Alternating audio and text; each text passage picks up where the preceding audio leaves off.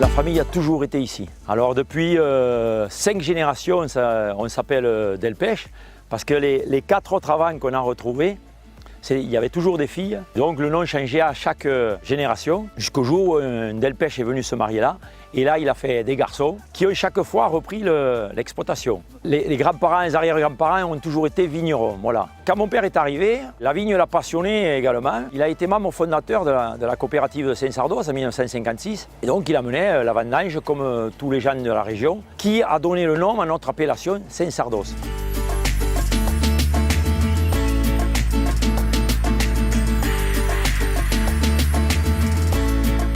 On développe 2 catégories de vins, une cuvée qui s'appelle Synergie et très haut de gamme qui s'appelle Jupiter. C'est exactement le même sol que l'on retrouve dans les vignes, c'est-à-dire des argiles avec beaucoup de cailloux, de galets roulés, ce qui permet à la vigne d'être à tout moment bien drainée. Les cailloux chauffent également pendant la journée et restituent la chaleur tout au long de la nuit, ce qui améliore au niveau de la maturité. Et tout en bas, à 2 mètres de profondeur, on retrouve une couche imperméable que l'on appelle en occitan le grep, qui retient l'eau, ce qui permet d'avoir toujours, même par temps de sécheresse, un réservoir d'eau où les racines vont puiser leurs ressources. Le vin est élevé sans soufre, donc il faut que la barrique soit toujours pleine. Et c'est ce qu'on appelle le houillage. Re-remplir la barrique régulièrement, à peu près 1 fois par semaine. On vérifie. Alors suivant la température, le niveau est plus ou moins haut. Plus c'est chaud et plus il est haut et vice versa. On sent le vin, ce qui pourrait déceler un problème qu'il y aurait sur une barrique comme ça. Donc toutes les barriques sont suivies. Et ensuite bien rebouchées comme ça pour que l'air ne passe pas. Elle respire par le bois et ça suffit amplement à son évolution. Odeur de vanille, tout ça, c'est magnifique.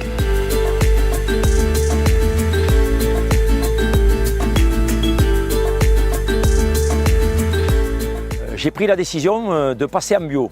4 années de reconversion, puisqu'il faut que les vignes s'habituent à cette transformation, mais il faut également que les hommes s'habituent à cette reconversion. Et depuis, tous les vins produits au domaine de la Tucaine sont en bio, autant les blancs, les rosés que les rouges. Alors sur l'appellation Saint-Sardos, nous avons 2 cépages qui dominent. C'est le cépage Syrah, comme cette souche qui est devant moi. Le deuxième cépage que l'on est sur l'appellation Saint-Sardos, c'est le Tanat. C'est vraiment un cépage du sud-ouest, puisque nous sommes les seuls à Saint-Sardos, et nous l'avons revendiqué dans le dossier d'appellation, à assembler ce cépage sud-est pour la Syrah, qui est plutôt Côte-du-Rhône méditerranéen, et tout à fait sud-ouest pour le Tanat. Le fait de l'avoir aussi sur un terroir comme ça, très caillouteux, donne des parfums, des arômes très spécifiques au domaine de la Tucaine. On parle souvent de typicité, et quand on arrive à avoir des vins comme ça sur un terroir très spécifique et surtout homogène, tous les arômes, tout ce que la vigne peut puiser dans le sol, l'amène ensuite dans le vin.